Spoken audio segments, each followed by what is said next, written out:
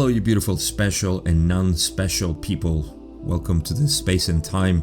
My name is Gabriel Lugo, and here I talk from self to self.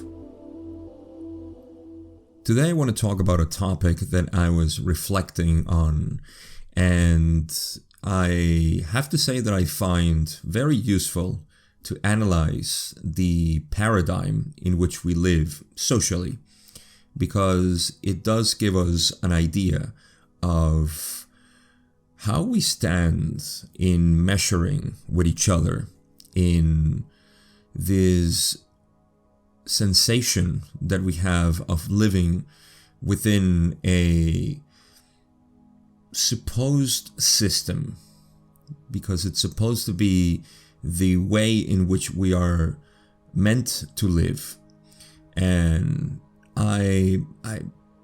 I can't help but always question the authority of knowledge, of understanding, and that creates the way we live.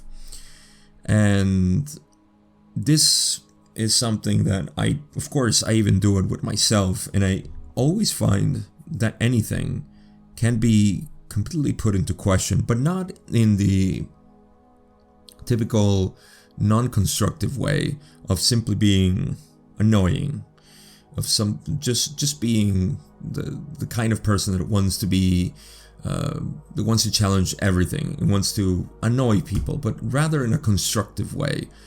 And even in things that are let's say they're so fortified that we don't even dare to go into, but when we do, we find glimpses of wisdom, of common sense. I would say it's not even high wisdom, it's just simple common sense.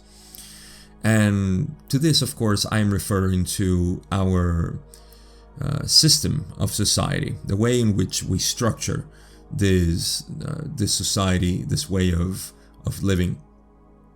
And what we find is that we have a very rigid system. By this I mean that the structure in which we live in is very rigid in terms of how it permits and allow things to happen or disallow things to happen. We have a lot of control, of course. Most of you are aware of the negative philosophy that simply is the path of control, manipulation, and power. So we are obviously well aware that this, what we call in popular culture, we call it the matrix, the cultural matrix in which we live in. This, and we always give it that negative connotation because it's supposed to be an evil thing that is dominating us. And without putting that connotation, because that simply is a poetic way of seeing the world, I'm not saying it's not true, but I'm not saying it's true. I just think that's the way we interpret it, and that is great. But this so-called matrix is a very rigid system, and we have to understand how and why it's built this way to see why we have certain perceptions of life. So how is it built? Let's start with that. We know that at its basis, it's built upon the notion of competition, because we're all supposed to compete with each other. Survival, because we are so concerned with our own survivability. This is all part of the drive into doing things. So we have two main things already. There's competition and survival. To survive, we have to compete. We have to be better. Survival of the fittest. So you have to be more fit than the other person. This is a key word today. You have to be fit for the task. Otherwise, you fail. And if you fail, the danger is survival. The Hunger Games, right? So we have competition and survival at its basis. This is just the way it is. Economically, let's say, family oriented, you have a success that you have to achieve. Let's say with friends, with work, with anything. Just put these two and you'll always find the ingredients that go along with whatever it is that we're trying to achieve in life. It's always competition and survival. Now, the other thing that this elicits is the need to acquire power, to acquire this potential of having the ability to dominate things, okay? This, of course, we translate into money. Money is a big thing in power. It's not the only thing, of course, but we all associate power with money, because if you have money, apparently you can do anything you want, which is not true, of course. This is only within the paradigm of the monetary system that we can say, yeah, power equals money and money equals power. So, but that's not true in the human way, in the human sense. The other thing is acquisition, like I said, not only of power, but a physical thing. The best physical thing we can have, and you can see how obsolete and so out of phase this idea is, the acquisition of territory. Does that sound familiar? We've fought wars and we've had all sorts of enmities with other people and other countries because we have been trying to acquire their territory in one way or another, their resources and everything else. Now you may say, Gabe, that doesn't apply to me. I mean, I'm just a regular person that just wants to live life, and okay, I would agree with you. Maybe you're not interested in acquiring territory. But don't we all live in a paradigm of society where, you know, there is this question that, oh, you own a house? Oh, wow. Okay. You don't. Oh. You know, that, oh, it's like this person doesn't own anything. He doesn't have territory. He doesn't have a land. What is going to happen to him or her in the future? You see, so there is this drive to acquire land, to acquire territory, ownership of things. And of course, if you have a house and you have people who have houses, then maybe you meet somebody else who has two houses. And now you say, well, I feel less. I need to get another house.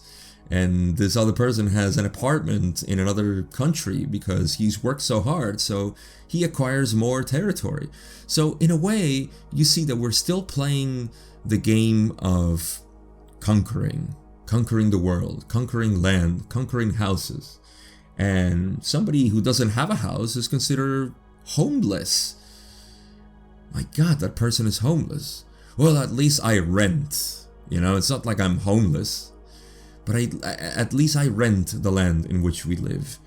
So, I mean, I'm making a little mockery out of all of this, but you can see the essence of what I'm talking about here. We have this drive to acquire things, to do things, to be something. Now, all of this, of course, has to fit a certain context. It has to, for you to be this successful individual who has won the competition, who has clearly survived because it has acquired power, it has acquired land, it has acquired items and all of this. This is what we call in the Western world materialist people, that we're so in love with matter, with having things, the illusion of ownership. So all of this obviously must conform with a system in which you can be measured and say, well, you are able to do this, you are capable of acquiring this, you're worth it, and you're worthy of it, of course. But to do that, we have to create the unworthy, the worthless, those who are useless, those who, obviously, you know, if there's an up, there is a down. And I love George Carlin's exposition of this, where he said that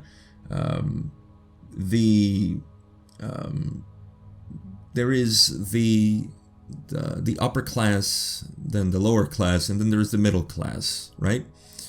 And I'll paraphrase what he said, but he says something like the upper class is there to incentivize the middle class into something that they will never achieve. And the question is, why do we need the lower class? Well, the lower class is there to scare the shit out of the middle class, to see what is going to happen if they don't continue to run the system. You see? So the middle class is the one that is running the system always.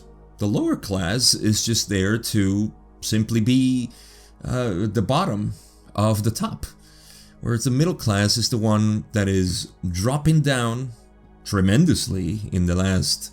And I think this is important. I think it is beautiful that a lot of people are dropping down from the race of the middle class as they realize that it's impossible, and the system is making it impossible at this point. But I digress. I'm not here to talk about current events of our society, but rather about the structure in which we're living, which has to do, of course, with everything that is happening. But you get to see the picture already. We have to have a lower class if we are to have an upper class. The moment somebody decided to be the king, then there must be the subjects, right? And the subjects are supposed to be lower than the king. So we have plebeians now. And this has evolved or devolved, depending on how you want to see it, into our current social system. Now, I want to address what it really got me into the reflection of all of this today, which is the disabled people, and most importantly, those with disorders, right? Now, before I get into this special group, I just made a couple of hand quotes, which, by the way, George Carlin hated the finger quotes. So, before getting into this, I have to say that there are, in my understanding, my limited understanding, there are two different classes, and I hate to put classes here, but yeah, let's be scientific about it, and let's divide this into the genetically different and the mentally different. Now, let me start with the genetically different. These are the people who create this society, okay? So this is important to keep in mind. I'm not going on a tangent or anything. This goes straight into the heart of things. So the genetically different are those who have a body, let's call it that way, a mind body that is structured differently than other people.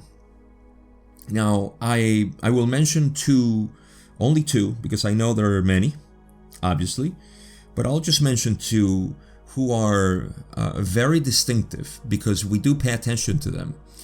Let's call the Down syndrome to begin with, those who have a genetic predisposition to have a mind body that is very different and cannot be changed, okay?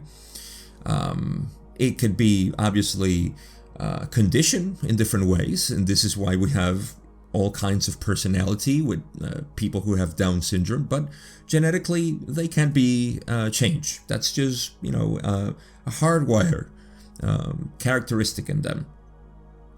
And so we call them disabled people. I mean, now we don't call them we call them special, because we are of the mind. This is how obsolete our mind works, our social mind. We are of the consciousness of thinking that, well, we called them disabled in the past, and that is kind of rude and pejorative. So maybe we will call them now something better, the opposite, special people. Why? Why special and why disabled? That's a good question. But you see, this is the same attitude that a man in the past, and quite obviously in our current era, still happens, but mostly in the past, used to come home, drunk or not, simply angry, beat up his wife, make her cry, of course, and inflict some pain on her, and then realize, oh, that wasn't very honorable to do. So let me go and get her some flowers. And, the husband comes back home with some flowers, and the wife is grateful and says, oh, I knew you weren't this mean and bad after all. I love you. So it's the same thing we're doing now. It's the same thing with saying, well, I'm sorry I call you disabled. I'll call you special now, but I'll treat you the same way. The attitude doesn't change. What changes is the name, it's the flowers, and the beating continues. So, why call them special? Why call them that? Actually, I have a better name for them. You see, you require a little bit of a law of one knowledge in this, because there is a channeling, which I love, in which they are, I believe it's the one of Quo, who are asked about Down syndrome, and they say that the reason why these people are like this is because they have a sort of opening into the heart that is impossible to close. So they essentially, metaphysically, these people have a beaming of love light that is just so beautiful. And I mean, I don't have to get you into esoteric knowledge for this. All you need to do is meet these people.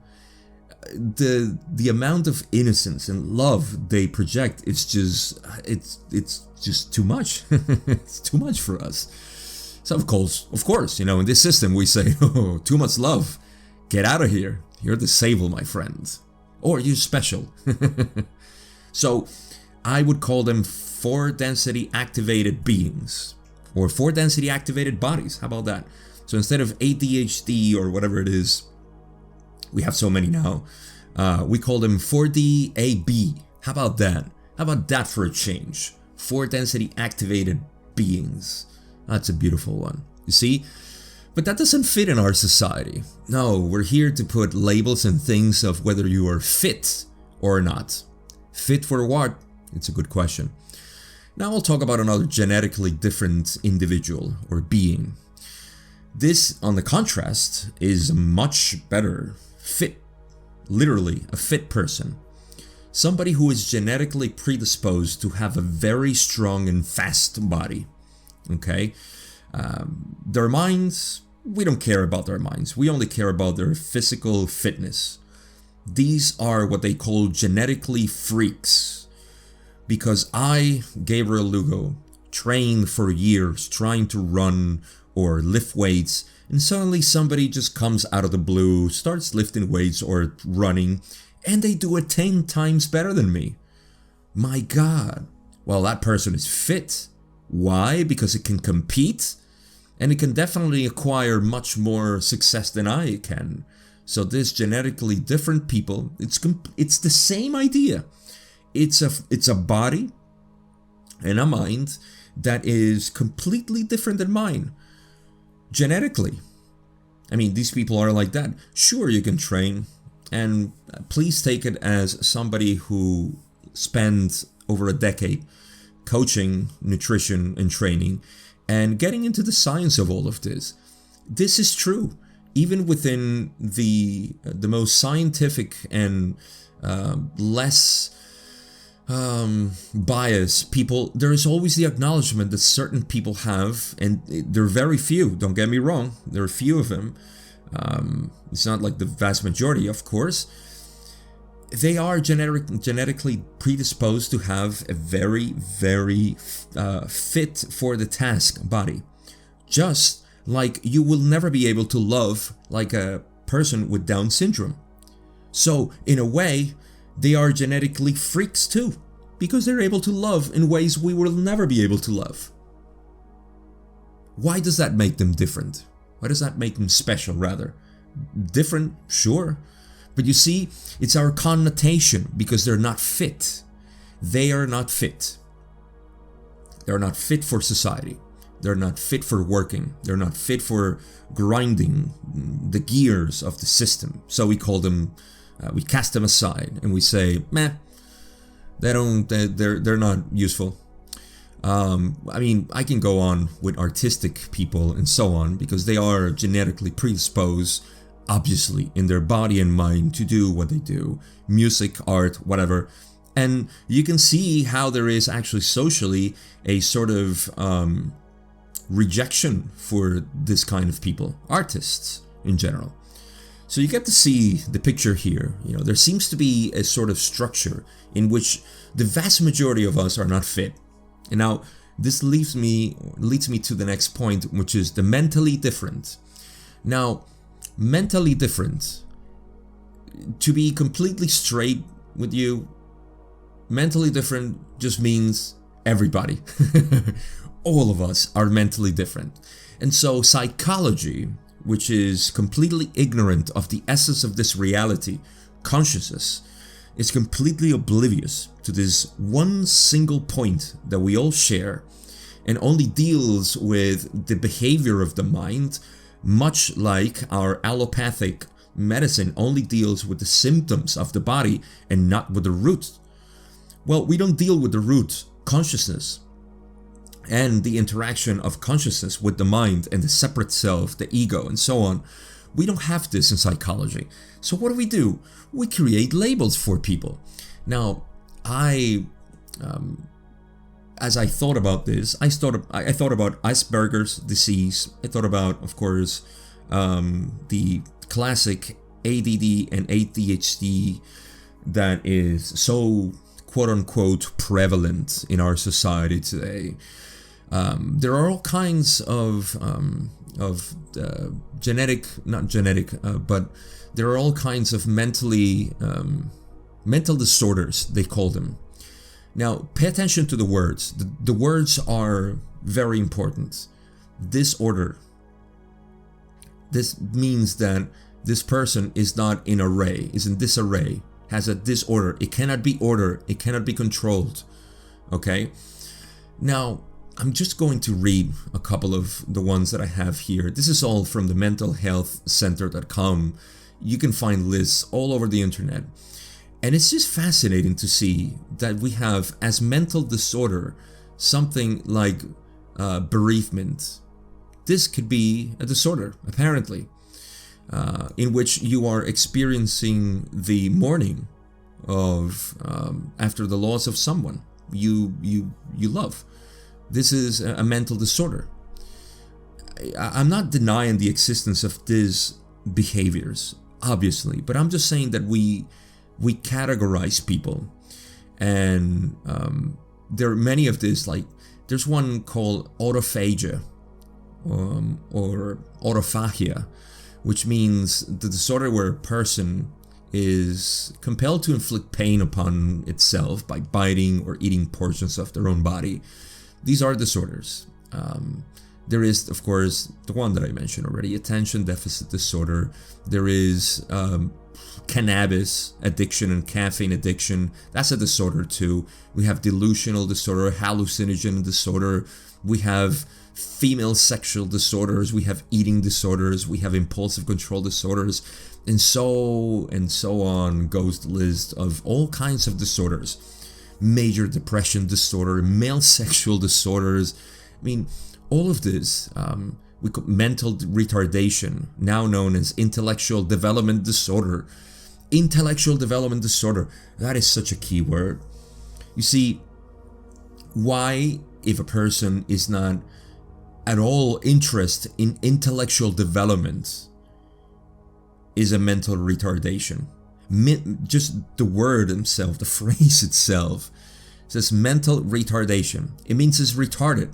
It means it's delayed. It's slowed down. Slow down to what? To conform with the system, once again. And I'll get to this. But you see, these are the socially unfit, the ones that, because of their behaviors, they cannot grind the gears of the system. They cannot belong in the successful category of the middle class. And so people in middle class who eventually fall within this category, you see how their life crumbles. Not really their lives, but their strata in the system, their stratum actually in the system falls down into a lower strata. You see, this is all because we have the idea, the notion that we have to fit in the system, that we must conform with how we're supposed to be. Oh, I just keep reading out of the list. I'm just going to close this window. There is a morbid jealousy, nightmare disorder, all of this mental disorder. Now, let me address this too. The problem with the words, of course, I'm not saying that this is not real. People are suffering from these behaviors, from these mental activities. Let's call it that. They are suffering from these mental activities. It's undeniable. And I don't mean to mock these mental activities, these behaviors that people fall into. What I'm trying to get at, it is at the underlying presumption that this is a disease. Well, it is a disease, but in the meaning that there is not ease, there are unease by mental activity. But the naming of it. So, for example, I talked to a friend who told me that her son has a disorder, which I forgot the name of it. There's so many already, and I hear them so often that I simply cannot subscribe to them anymore. It's called muscle tone. I think that's just the way they call it. I'm not even sure what that means. You see, this could be something genetically. It kind of, maybe it's not, and it's just a mental thing that we have. Who knows? The point is that when you are diagnosed with something and you tell the parents, and they now feel like I have a child that is going to have a disability, and this disability has to do only with the rules of the game, with the laws of the system. You see, that is my problem. Or you see, that's my point in this podcast, in this episode, that we are so enamored with the idea of saying, well, this person's going to be disabled but why?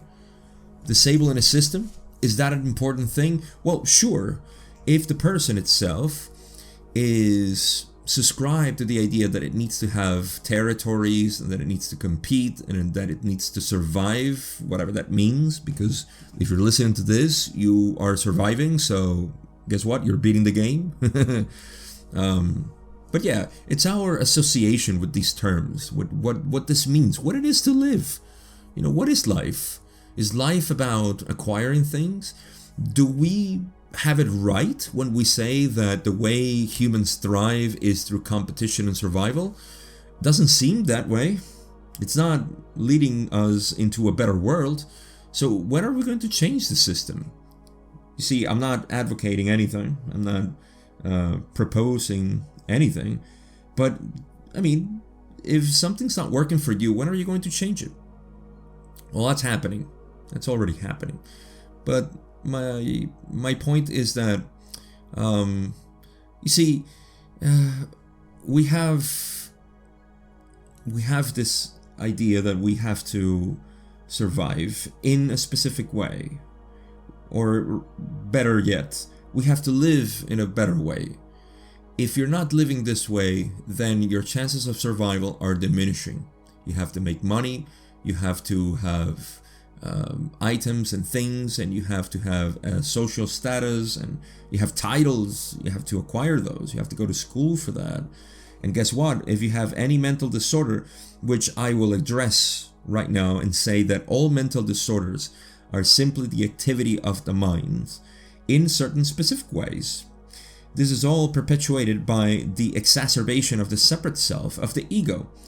And not surprising that in a system that becomes even harder to live in because it's crumbling apart, in a system like this, and people who are subscribed to live in this system are going to develop different types of mental activities and so-called disorders.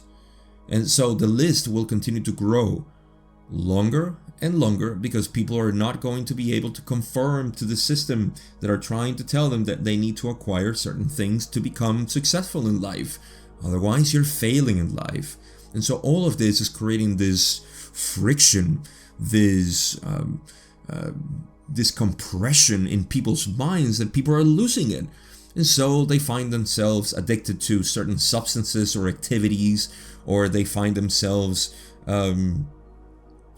behaving in ways that are not really in harmony with themselves and so on. So all of this we're going to continue to call mental disorders. This is all the mentally different people that we're seeing.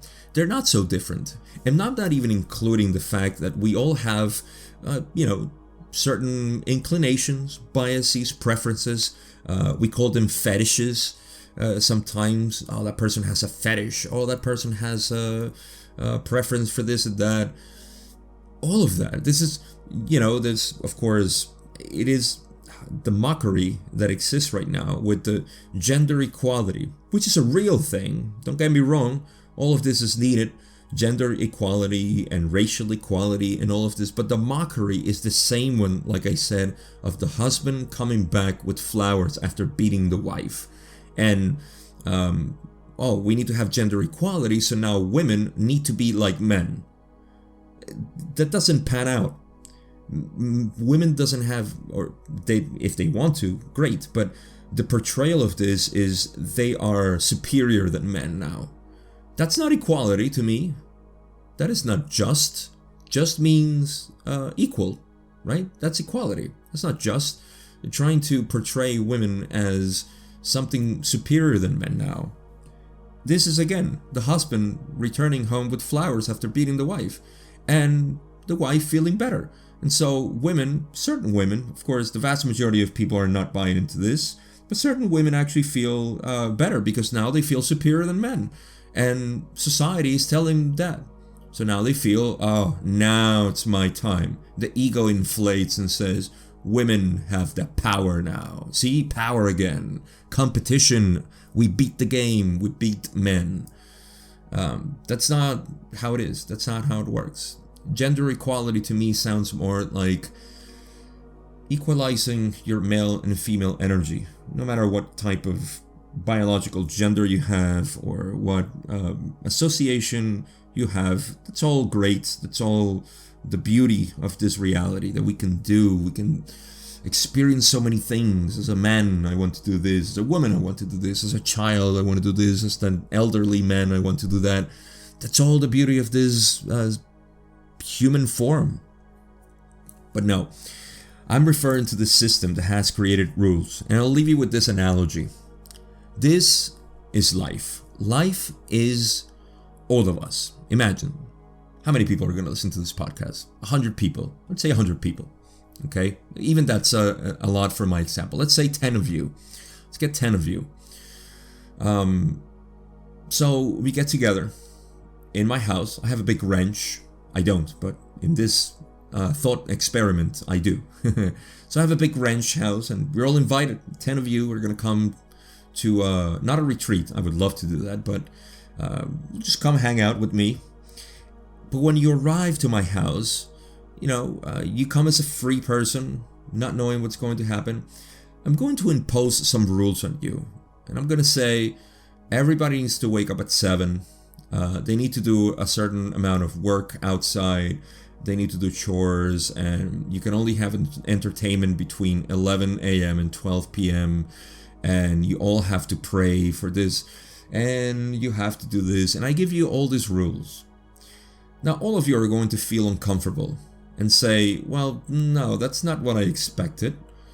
But over time, you're going to get used to it and say, wow, this is just the way it is. I have to do it this way. And this person is not waking up at 7, so I need to wake him up because I will impose these rules on you. It's my house after all. And you have to do what I tell you to do because I have the power. And so you're going to get so used to this that eventually you're going to leave my house and you're going to go to your own house and impose these rules on others in your family.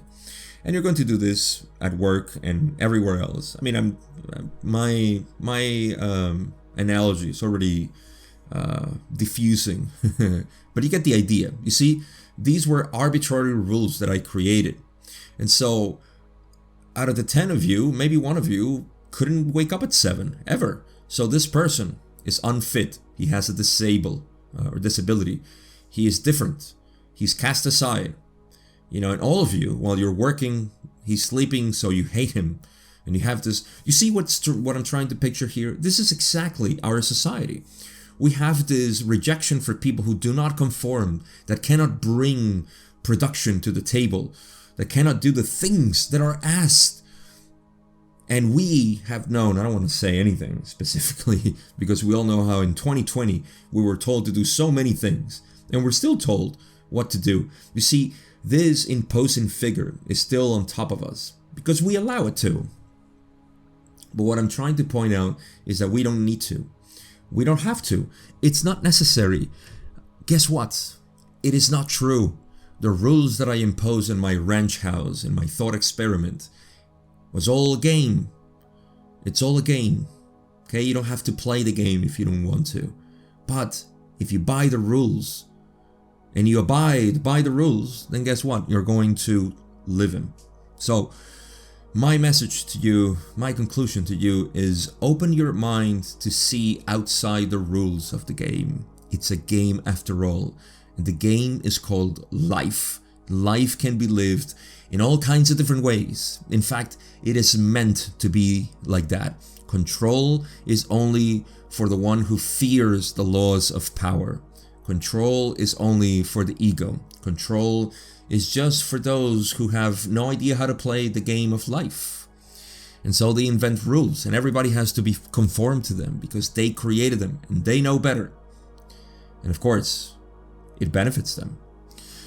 So, are we all socially unfit? I believe so, because we are not conforming with this society anymore. Not because we're anarchists or rebels. Simply because we see beyond the constricted view of this world, of this structure. And the key is always love. Love of who you are. Love of what other people are.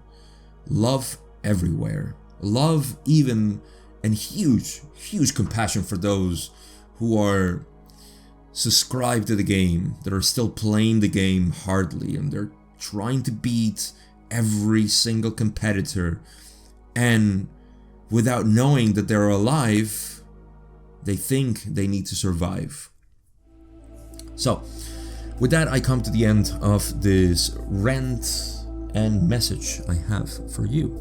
I appreciate you as always for listening, for making sense out of all this nonsense that I spew out to the microphone. I appreciate you. I love you, my other self. And I'll catch you on the next one.